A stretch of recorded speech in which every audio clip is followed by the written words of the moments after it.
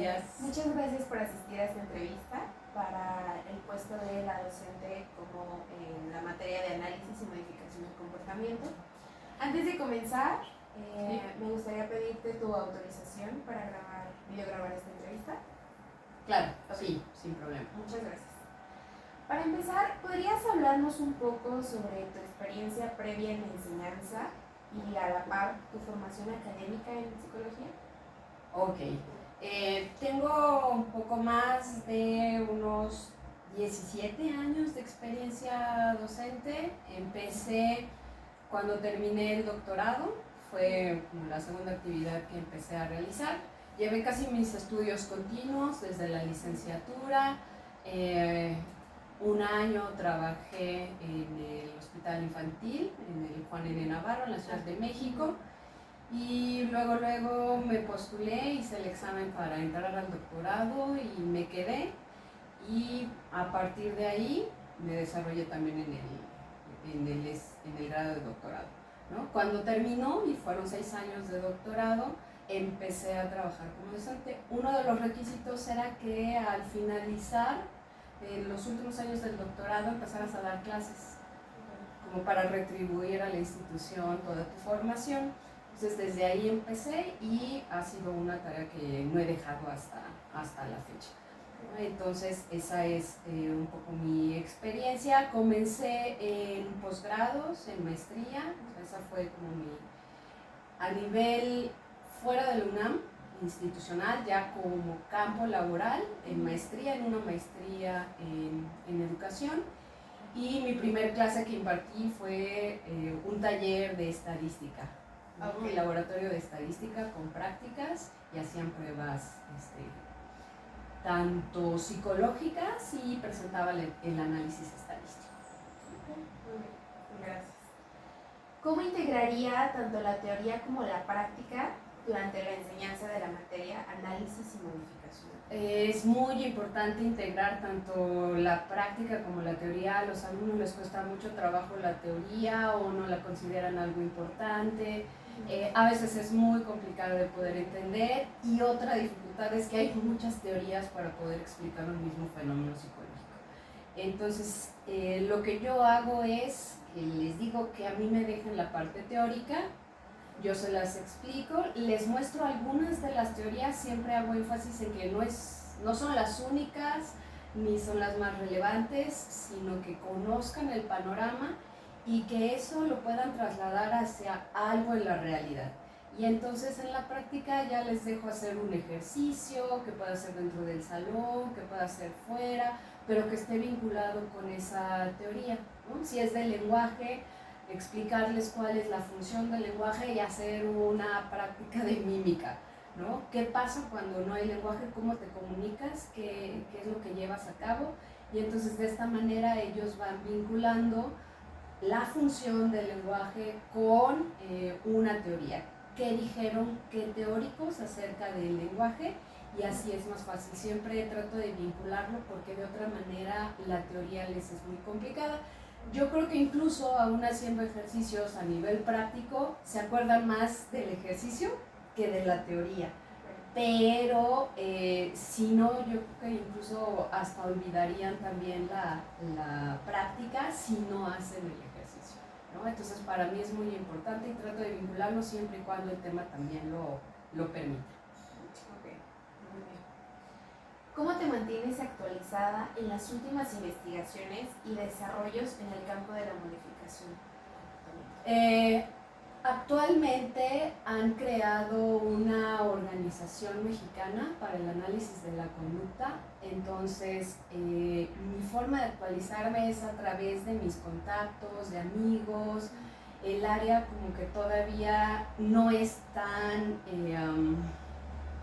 pública o tan reconocida, o que tenga como mucha gente, muchos seguidores, principalmente en México. En el lugar en el que yo me formé, que fue un laboratorio de condicionamiento operante, trabajaban con ratas, yo trabajaba en el área humana y principalmente con niños. Yo comencé con estrés. Entonces ahí era un laboratorio donde nos formábamos, pues yo creo que alrededor de unos 15 alumnos de diferentes generaciones, unos ya estaban en doctorado, otros estamos en licenciatura, otros estaban por ingresar a una maestría, en fin. Entonces, todos los que estuvimos ahí, que recibimos la misma formación, nos comenzamos a colocar en diferentes áreas y el contacto a través de ellos nos permite ir conociendo qué es lo que hay respecto al área, ¿no? A lo mejor alguien está en Jalapa, alguien está en Ciudad de México, alguien está en Baja California. Entonces todos ellos seguimos en contacto como amigos y nos vamos enterando de qué es lo que hacen. Muchos fueron a hacer un postdoctorado fuera de México y entonces fueron principalmente los que regresaron y vieron la necesidad que hay en el país de desarrollar este campo laboral, ¿no? Entonces, a partir de estos contactos te invitan, es muy importante que tomes cursos, es muy importante que estés en asociaciones y sobre todo esta que es nueva, que son PAC, porque normalmente en Estados Unidos está muy fuerte el desarrollo de el conductismo, del análisis de la conducta, y entonces crean esta organización para tratar de traer estos conceptos a México y ver cuáles son sus aplicaciones en la clínica, en la educativa, en lo laboral. Entonces así es como podría mantenerme actualizada y también sigo ciertas páginas, sobre todo la del Instituto de Psiquiatría, que normalmente tiene muchos eventos y que ahora pues ya con el uso de la tecnología los hacen vivo. Hablando sobre la clase como tal, si te llegaras a enfrentar a un grupo de estudiantes desmotivados o apáticos, ¿cómo los motivarías o los involucrarías dentro de la materia? Ok, es muy común, sobre todo cuando les presentas un enfoque al que no están acostumbrados o que no conocen, ¿no? Van como con cierto sesgo de, pues eso yo no me gusta o no quiero verlo. Entonces, siempre les he pedido que me den la oportunidad de mostrar cuáles son las características y una forma de criticar mejor a un enfoque, pues conociéndolo. Si no, no tienes como las herramientas para poder decir que no te gusta, ¿no? Como cuando decimos, pues prueba algo para que tú sepas si te gusta o no. Entonces, primero hablo con ellos. Hay ciertas cosas que les gusta mucho, que es el trabajo con animales. Entonces es una forma también de engancharlos. Muchos tienen mascotas. Entonces el que ellos puedan aplicar ciertos conceptos muy básicos para enseñarles a sus mascotas a hacer algo es una estrategia que los puede motivar. A veces también suele ser complicado porque para ser muy efectivo con un animal hay que ser puntual, sistemático y constante, como con los niños también, ¿no? Pero pues es una forma de buscarles actividades. También algo que hago es que les pregunto cuáles son sus propios intereses. Conforme vamos trabajando, yo les planteo a lo mejor, pues hicimos una actividad de mímica, pero si a ustedes les gusta más que juguemos basta, pues adelante. O tienen otra idea y por ahí pues han surgido ideas de, pues queremos jugar 100 mexicanos dijeron, entonces me colocan un poco en aprietos porque lo tengo que adaptar al tema de la clase, pero finalmente es una propuesta de ellos que utilizo para que ellos se motiven y se enganchen en la materia.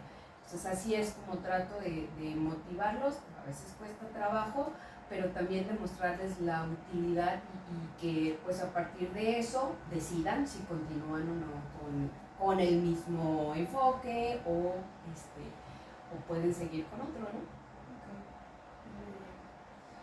Teniendo en cuenta que uno de los pilares dentro de esta institución es la formación académica responsable, siendo entonces el plagio considerado una falta a la institución, ¿qué estrategias implementarías para evitar e identificar el plagio? Ok, a nosotros desde que ingresamos, y yo creo que sí es un problema importante en cualquier institución, como docente te preparan, en el sentido de que te dan las herramientas para que tú puedas hacer un análisis. Es muy básico el que tú tomes un párrafo y lo googlees y veas la fuente. Tienes que leer los trabajos, no te tienes que complicar dejando gran extensión, sino a lo mejor lo que tú consideras más importante. Yo me concentro principalmente en las conclusiones, que es la reflexión que ellos hacen. Entonces, cuando empiezas a leer los trabajos, brinca mucho cuando no es un mismo tipo de redacción o cuando hay una cita y no está en la referencia. Entonces es fácil que lo googles, no hay ningún problema, pero las instituciones siempre te preparan para que tú puedas tener un sistema muchísimo más fácil. Aquí tenemos el compilatio, te dan un curso sobre compilatio y ahí solo subes los trabajos y la misma herramienta, a lo mejor en 20 minutos, cuando tú metes todos los trabajos del grupo, te arroja los resultados respecto a si hay plagio, qué tipo de plagio, porque hay diferentes tipos de plagio, en dónde están las citas, el porcentaje de plagio que hay en los trabajos. Entonces eso también es muy importante que te den estas herramientas y normalmente las instituciones lo tienen. Si no trabajas en una universidad, lo puedes hacer gratis en Google, solo que es más laborioso, ¿no? Entonces esa es una forma, leyendo también los trabajos. Y en las instituciones la ventaja es que ellos pagan por este tipo de servicios porque pues hay mucho plagio en el sentido de que es fácil incluso hasta que tú mismo te estés haciendo un autoplagio cuando no te citas o cuando estás haciendo el refrito de una misma investigación 3 veces, ¿no? Solo le cambias algo. Entonces incluso para nosotros, si lo vamos a mandar a publicar a algún lugar, es muy bueno que hagas el ejercicio previo en este tipo de sistemas. Hay muchos otros. Y antes de quemarte mandando algo que podría tener un alto porcentaje de plagio o autoplagio, lo revisas y te arroja los resultados. Entonces lo haces a partir de estas herramientas. ¿Cómo vincularías los aprendizajes obtenidos dentro de la materia con la visión jesuita de esta institución?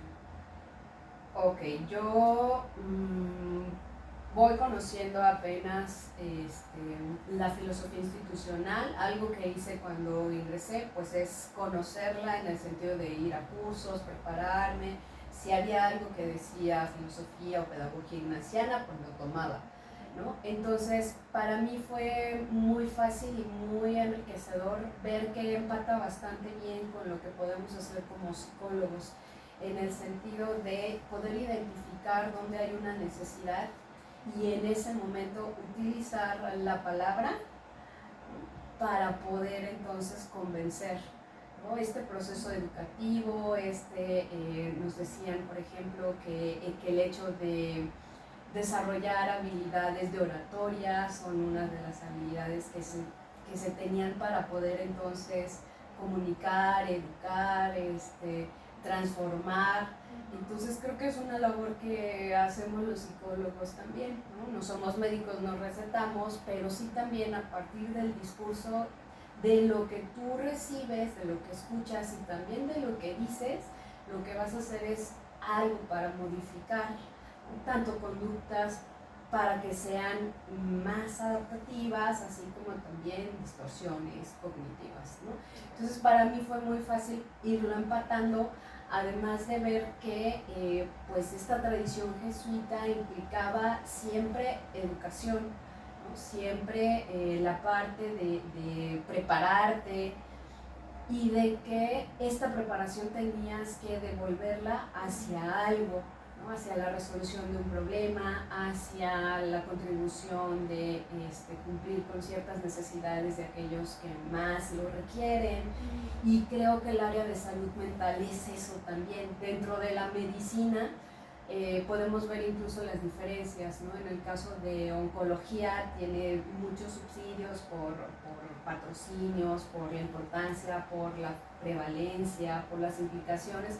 Entonces tiene como mucho dinero, ¿no? Y se ve en un gran instituto que construyen para el cáncer. Pero en el caso de la salud mental está rezagada, ¿no? Es así como, bueno, pues como que a quién le importa la salud mental. Entonces esta visión empataba bastante bien, o sea, era para los más necesitados, quienes lo necesitan, y además pues no es nada más este sector de los más necesitados, sino que también puedes trabajar salud mental con absolutamente todos. Entonces, en ese sentido, cuando a mí también me dicen que pues es una filosofía en donde buscamos regresar hacia los demás lo que nosotros estamos recibiendo y preparar a los estudiantes para que también se enfrenten a una realidad en donde hay un montón de necesidad de salud mental, pues trato también de vincularlos con alguna práctica y bueno, vamos a una feria de la salud o vamos a un zoológico para que vean cómo es que entrenan los animales, cómo están los animales, ¿no? A lo mejor no son los más necesitados, pero sí es una realidad que tienen que comprender, ¿no? Ahora vamos a ver también un instituto de memoria para que ellos conozcan cuáles son las implicaciones del Alzheimer, por ejemplo. Entonces ese es el tipo de lugares en donde creo que empata bastante bien la filosofía para poder contribuir en espacios en donde se requiere. Muy bien. Y finalmente, ¿cuál es la expectativa salarial, que tienes dentro de este puesto?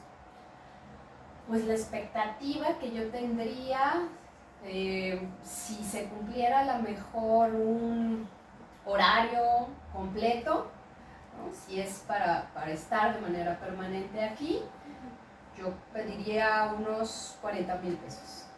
Ajá. Si es de medio tiempo y que me permita a mí hacer otras cosas como dar terapias o ir por las tardes a algún otro lugar, pediría 30. ¿No? Entonces, dependiendo también de las horas y del grado de implicación que requiere el puesto, ¿no? Pero si es completo, con eso estaría satisfecha. Muy bien. Y finalmente, agradeciendo tu cooperación con las respuestas, ¿tienes alguna duda sobre esto?